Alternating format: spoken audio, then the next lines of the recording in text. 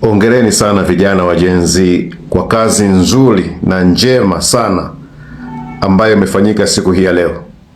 Kazi ya kulinda demokrasia katika nchi yenu ya Tanganyika, kazi ya kupigania haki katika nchi yenu ya Tanganyika, kazi ya kupigania katiba mpya, kazi ya kuijulisha serikali haramu ya Samia kwamba bado hamjaridhika ndugu zenu waliouawa tarehe 29 damu zao kwenda bure. Bado mna uwezo wa kufanya na kuamua, bado mnaweza mkawaza kuhusiana na haki katika nchi yenu ya Tanganyika. Hili ni jambo jema sana. Siku hii ya leo ingekuwa ni nchi ambayo inajitambua, nchi ambayo ina wananchi ambao wanajitambua, basi serikali haramu ya Samia ingewajibika. Kwanza ingewajibika kuambia Watanzania siku hii ya leo ni hasara kiasi gani imepata kwa kuto kufunguliwa kwa biashara nchi nzima. Ingewaambia Watanganyika siku hii ya leo ni hasara kiasi gani watu wa maonyesho ya Sabasaba wameipata siku hii ya leo. Ingekuwa ni serikali inayotokana na wananchi, siku hii ya leo ilipaswa kuachia madaraka kwa sababu imeshindwa kuendesha nchi. Na niwaambieni tu, kama maandamano haya ya kuandaliwa na Chadema yameandaliwa na vijana wa Gen Z, maandamano ya leo yameanzia TikTok, yameweza kusimamisha nchi nzima. Wafanyabiashara nchi nzima hawajafungua biashara zao, maduka yao. Maandamano ya vijana tu ambayo yameanzia TikTok. Hii ni hatua sana kubwa sana katika nchi yetu ya Tanganyika. Kwa hiyo vijana, nyinyi msikonde. Vijana mmepiga kazi nzuri sana. Mmepiga mziki wa kutosha. Mmepiga mziki wa kutosha kabisa. Mmepiga kazi nzuri sana. Na hii ni kwa nini? Sisi hatuna shida na wafanyabiashara. Hatuna shida na mtu yoyote katika nchi yetu ya Tanganyika. Shida yetu, tunataka tupate haki. Serikali iliyojiweka madarakani iachie madaraka, tupate katiba mpya, wananchi wapate uchaguzi uliokuwa huru na haki, utekaji ukomeshwe. Kitu ambacho kinatukera sana ni utekaji. Hamwezi mkateka ndugu zetu alafu tukawaachia muendelee kuenjoy maisha. Hiyo haitawezekana. Kwa ndugu zangu wa Gen Z, siku hii ya leo ilikuwa ni njema sana. Siku ilikuwa, mitaa ilikuwa mieupe. Walikuwa wanatuonyesha mitaa kwamba wanatukomoa, kwamba tutaumia. Hicho ndicho ambacho tulikuwa tunataka. Tulikuwa tunataka shughuli zozote zisiendelee. Unaendeleaje na shughuli na maonyesho ya Sabasaba ukiwa umefurahi, wakati hatujui Humphrey Polepole yuko wapi? Hatujui Mdude Nyagali yuko wapi? Mmeua ndugu zetu siku tarehe 27, hatujui miili yao iko wapi? Alafu leo tuwaruhusu Sabasaba muenjoy tu. Hii itaendelea. Hii haijaisha mpaka ishe. Kuna AFCON, kuna 88. Yaani hii hakuna kupumzika mpaka utakapopata haki zetu za msingi. Na sisi hatutaumia. Na sisi hatuwezi kuumia mpaka siku ambayo tutapata haki yetu ya msingi kwenye nchi yetu ya Tanganyika. Kwa hiyo hii haijaisha. Tupo sana. Hii haijaisha. Kesho kutwa, mpaka yani tutapumzika siku ambayo tutapata haki yetu ya msingi. Sisi hatufanyi harakati za siku moja. Tunataka tuhakikishe nchi yetu ya Tanganyika inarekebishika. Tunataka tukomeshe utekaji. Watanganyika waishi na amani katika nchi yao ya Tanganyika. Hayo yote yakiisha, wananchi mtafurahia nchi yenu ya Tanganyika. Lakini kwa sasa tutapitia mengi, lakini tunajua ipo siku tutafikia kwenye ukombozi wa pili wa nchi yetu ya Tanganyika. Hii haiwezi kuwa mwisho na wala haijaisha. Sisi lengo letu sio baya. Wewe ambao unanisikiliza, fikiria baba yako angekuwa ametekwa, mama yako angekuwa amebakwa na kufirwa. Ungetungana na sisi kuunga mkono hiki ambacho tunakipigania.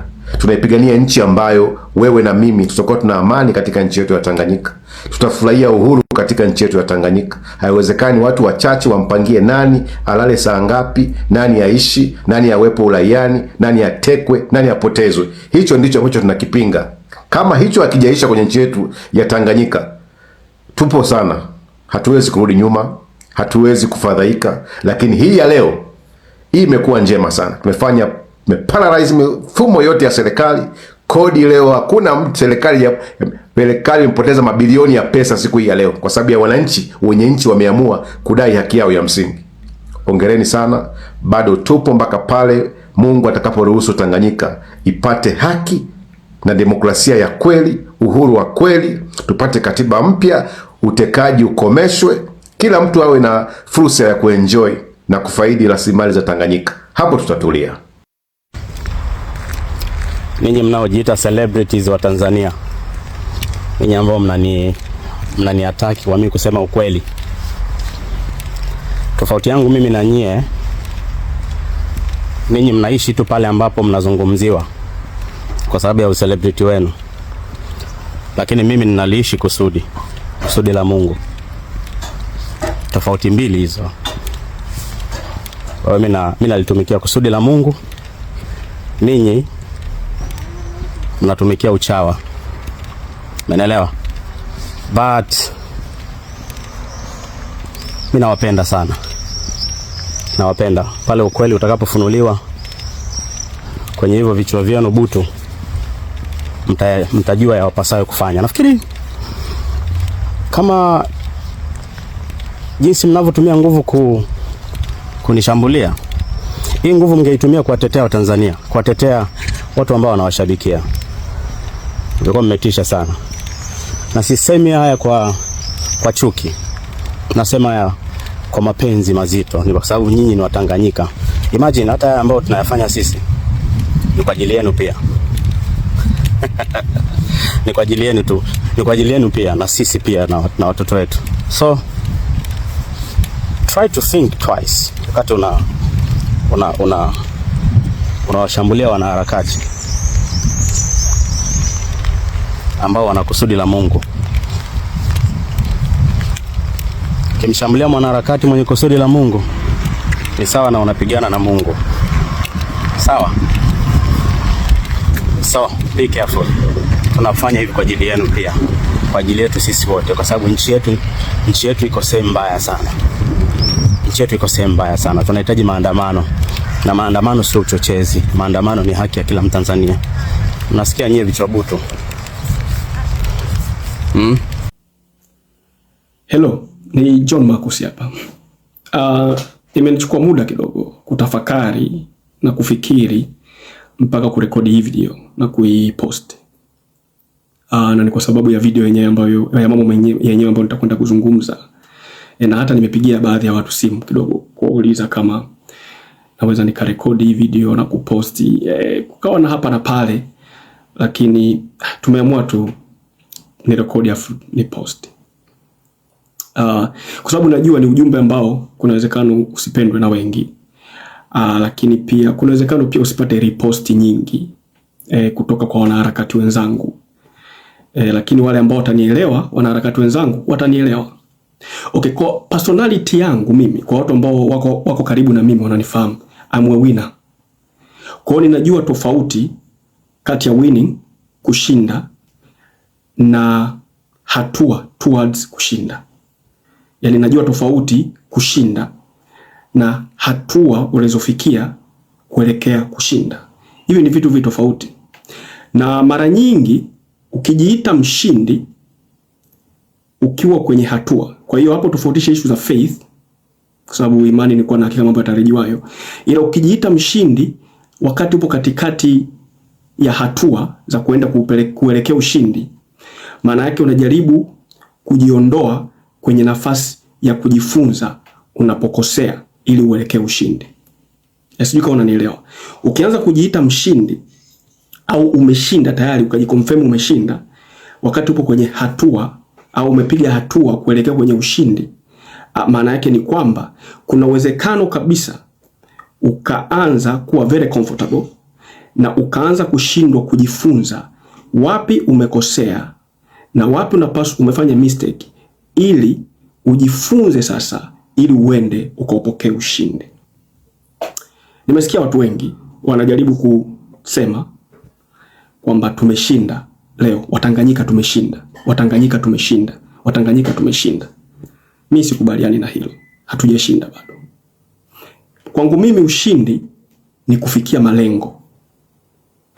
Je, tumefikia malengo au tumepiga hatua kuyaendea malengo? Tulikuwa na malengo kama Watanganyika wote. Watanganyika wote wanamtaka Samia. Watanganyika wote wanamtaka Samia a step down. Watanganyika wote wanataka serikali ya mpito itakayotupitisha kwenye katiba mpya ili tupate sheria njema na sheria nzuri ambazo zitatupeleka kwenye zitatupeleka kwenye uchaguzi wa demokrasia nzuri, tuchague viongozi wetu. Sisi kama Watanganyika tuchague viongozi wetu. Tumefika hilo lengo. That is our main purpose. That is our main goal. Kufikia hilo lengo. Tumelifikia Watanganyika? Leo tumelifikia? Hapana. Kilichofanyika leo tulikuwa tutoke, hatujatoka. Na ilitokea the same D9, maandamano ya tarehe 9 Disemba. Tulipanga tutoke. Na ikatokea haya everything kilichofanyika leo kuhusiana na kuweka mapolisi, wanajeshi na kila kitu ili kuogopesha Watanganyika na watu kukaa ndani, watu wakakaa ndani, na hivi kilivyokuwa. It's like the shadow. Hii ni kama shadow ya D9. Kwa maoni yangu, tungejifunza, Watanganyika wote tungejifunza yaliyotokea D9 ili kulifikia lengo letu kubwa. Tungejifunza yaliyotokea D9, namna gani ya kuovercome hiki ambacho kimefanyika leo tena. Kuna uwezekano leo tungepiga hatua kubwa kuliko tulioipiga. Kwa nini naitoa video? Naitoa video ili tujifunze, kulearn. Umeona hili lilotokea leo na bado linaendelea. Kwamba tusiache. Watanganyika bado tunayo nafasi ya kutoka. Siku na masaa 24. Tunao nafasi ya kutoka usiku huu, tunao nafasi ya kutoka kesho. Tunao nafasi ya kutoka kesho kutwa. Tunao nafasi ya kutoka kesho ya kesho kutwa yake ya kesho kutwa. Tunayo nafasi ya kutoka. Tunayo nafasi kwa sababu tulisema maandamano haya ni yale maandamano yasiyo na kikomo. Yasiyo na kikomo. Maana yake kama leo tumeanza na hivi, tumeamua kila kitu kuweka kando, biashara zetu kukaa kando na kukaa ndani.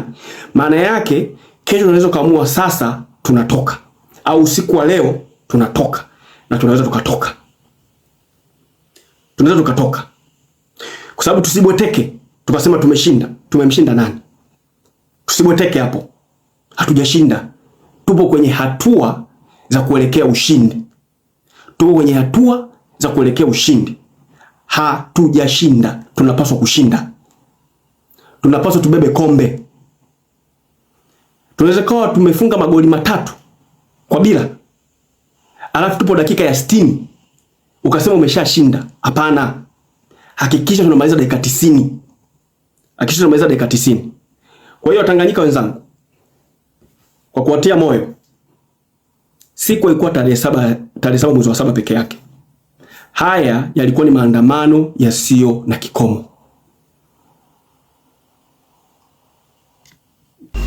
Habari zenu wa Tanzania.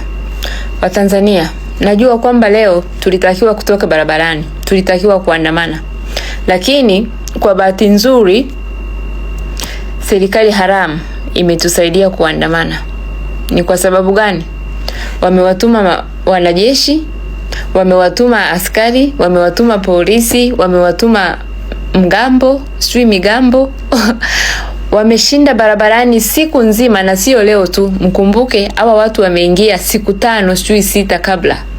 Kwa hiyo hawa watu wameshindwa huko wakipigwa jua, wakinyeshewa mvua na pesa wanalipwa. Lakini pia wakatusaidia kuandamana leo. Huo ni ushindi mkubwa sana kwetu. Kwa nini? Kwa sababu leo 7/7, siku ambayo inajulikana duniani, watu walitakiwa kuwa barabarani kwa wingi. Lakini nadhani nyewe wenyewe mmeona kitu ambacho kilitokea. So tumeparalyze sehemu kubwa sana ya kipato cha serikali haramu. Yaani serikali haramu leo imepoteza pesa nyingi sana hawajaingiza, kwa sababu hakuna shughuli almost ambazo zimefanyika leo. Kwa hiyo huo ni ushindi mkubwa sana kwetu. Kwa hiyo usije ukajilaumu au ukamlaumu mwenzako au ukahuzunika au sio hatujatoka. Tumeshinda. Huo ni ushindi mkubwa. Lakini pia mjue kwamba nilisema kwenye video yangu ya jana kwamba huu hapa ni mwanzo. Huu ni mwanzo wa kupigania haki. Makamanda, tunaendelea mapambano. Tutapanga maandamano mengine tena na tena mpaka haki itakapopatikana. lakini kwa leo tujipigie makofi, tumeshinda. Bravo Gen Z. Jamani, habari za muda huu. Leo ni siku ya Sabasaba na nimetembea hapa mjini, nimepita Kariakoo. Kiukweli kama tutaendelea na haya mazingira, nchi itaendelea kuangamia. Kama kweli maandamano hamna, lakini maduka yote yamefungwa, biashara zote zimefungwa, maisha ni magumu sana. Maisha ni magumu sana. Sisi wote tunatamani haya mazingira yasitokee. Kama kweli tunaogopa maandamano, nchi inasimama, wananchi hawatoki, biashara zote zimeharibika. Maana yake ni nini? Maana yake kwamba kila hatua ikitangazwa maandamano, maisha yatakuwa hivi. Kila hatua ikitangazwa maandamano, maisha yatakuwa hivi. Itakuwa hivi kama ilivyo sasa. Kwa hiyo kiukweli mimi nimesikitika sana, kwa sababu wale watu wanaotangaza maandamano ndio wameshinda. Hata kama hawajatoka, lakini serikali inalipa pesa nyingi kwa vyombo vya dola. Serikali inatumia gharama kubwa kuhakikisha watu hawatoki, kodi hazilipwi. Yani leo hasara kubwa sana leo itapatikana, kwa sababu kwenye maduka unavyonunua unapewa listi, manake tayari unaingiza kodi. Sasa kodi hakuna, maduka yote yamefungwa, kila mahali ni hofu, barabarani ni hofu, barabarani nyeupe. Yani utafikiri ni usiku wa manane. Sasa kama maandamano yanaogopwa hivi, manake hao watu ambao wameshagundua kwamba tukitaka kuikosesha nchi mapato, tutangaze maandamano. Tukitaka kuisababisha nchi sikusanye fedha, tutangaze maandamano. Kwa hiyo mpaka lini? Kwa hiyo wakitangaza leo, kesho wanatangaza. Manake sasa ile siku ambayo mnasema hao watu hawatoki, alafu siku hiyo wanatoka, manake sasa itakuwa hatutaamini. Kila kitangazo tutakuepo, kila kitangazo tutakuepo. Mpaka lini? Hebu tumalizeni jamani matatizo yetu kama nchi, ili nchi irudi kuwa salama. Hebu tukaeni kwa pamoja. Mapungufu ni nini? Kama issue ni vitu viwili tu, katiba mpya na tume huru. Hivi vitu vinatesa taifa kweli? Mpaka leo vitu viwili tu, katiba mpya na tume huru. Vitu viwili tunakubali litese taifa namna hii? Kwa kweli sio jambo jema. Hamtaamini, lakini wanaoyafurahia ya maandamano ni vyombo vya ulinzi na usalama, na sio sisi wanaharakati wala tunaoyaitisha. Ndugu zangu, nyinyi hamjastuka bado? Wanaofaidika kiuchumi na ya maandamano ni nani? Kwa kifupi, biashara zote zilikuwa zimefungwa nchi nzima.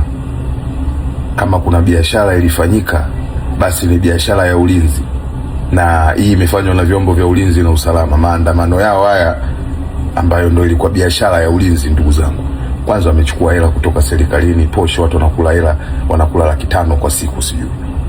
Alafu sio tu hivyo, wenye wafanya biashara, wenye maduka, wenye biashara yao wamechangishwa, wengine 50, wengine laki, wengine nini. Kwa ajili ya nini? Kwa ajili ya kulindwa.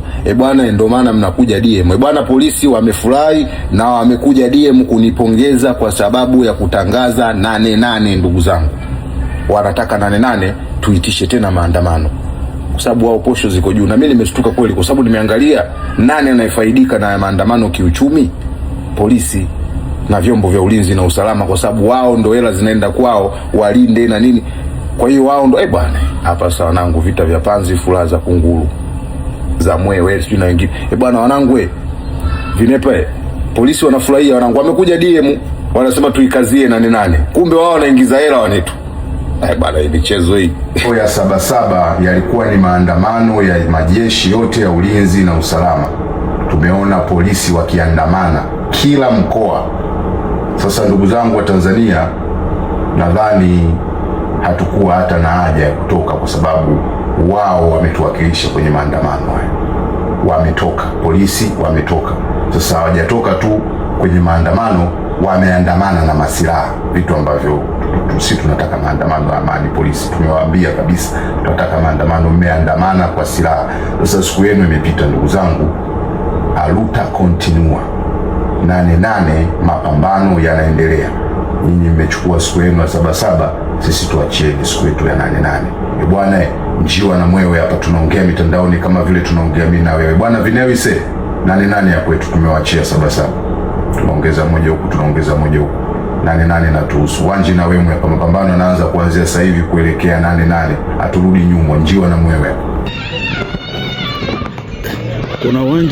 Kuna uwanja hapa siku ya Sabasaba na 8-8. Uwanja huwa unajaga sana vibanda vya wafanyabiashara. Uwanja unajaga sana wafanyabiashara hapa na maonyesho yao, lakini kwa leo ambao ni siku ya Sabasaba mwezi wa 7 mwaka 2026, nimejaribu kutembelea hapa. Tunapoongea sasa hivi ni saa 8 mchana, lakini cha ajabu sasa hivi nimefika kwenye uwanja, hamna kinachoendelea. Yani uwanja ni mweupe, watu hata wafanya biashara, kumbe hata vibanda, kwa sababu walijua ni Sabasaba, Gen Z wanadai maandamano, kwa hiyo hawakutaka hata kujisumbua. Uwanja ni mweupe, hakuna maonyesho ya Sabasaba. Hii ni ishara tosha kwamba Gen Z wakiamua kuwaraza watu ndani na kuwashughulisha serikali, kuwafanya polisi na wanajeshi kuwa kama mgambo mtaani, wanazunguka mtaani na sare zao wakiwa wanachomwa jua, inawezekana. Hebu angalieni jamani, angalieni nguvu ya Gen Z, angalieni nguvu ya wanaharakati, angalieni nguvu ya wapambania haki, nguvu ya wazalendo wapenda haki. Wameifanya sikukuu ya Sabasaba imekuwa kama sikukuu ya mapumziko. Baadaye leo kulitakiwa kuwa kuna wafanyabiashara wengi na vibanda vingi hapa wakionyesha maonyesho yao na wakifanya biashara, lakini kilichokuja kutokea ni kwamba leo siku ya Sabasaba hamna chochote, watu ndani. Nguvu ya Gen Z hiyo, nguvu ya wanaharakati hiyo, babake. Tutaelewana, ndo hapo ndo kwanza tumeanza. Bado 8-8 maandamano makubwa nchi nzima, na 8-8 hatutanii. Siku ya leo jinsi ilivyokuwa, kwa mtu ambaye hajui kinachoendelea, yani hajui chochote, anaweza kaisi leo Jumapili. Yani ukitembea mtaani ukiangalia, unaweza kaisi Jumapili fulani hivi. Yani kimya. Gen Z wanatujambisha kudadeki. Si Gen Z sio wanatujambisha sisi, tunajambisha mpaka washua. Hiyo jana hiyo washua wamejaa supermarket, tunanunua vitu wanaweka ndani. Gen Z hao babake, sio wamejambisha mpaka huko juu wanajambisha dadeki. Jana ukienda supermarket jana hivi, watu wamejazana supermarket mpaka foleni wanunua vitu. Hiyo leo asubuhi unaamka kimya, maduka hayajafunguliwa. Dadeki, yani kumeanza kuchangamka saa 7 saa 8 hivi ndio kumeanza kuchangamka. Dadeki hao nani? Hao ndio Gen Z. Watu wanajambishana. Sasa Gen Z wanatujambisha tu. Dadeki. Haya maisha haya. Kwa hiyo maisha yanaenda kasi.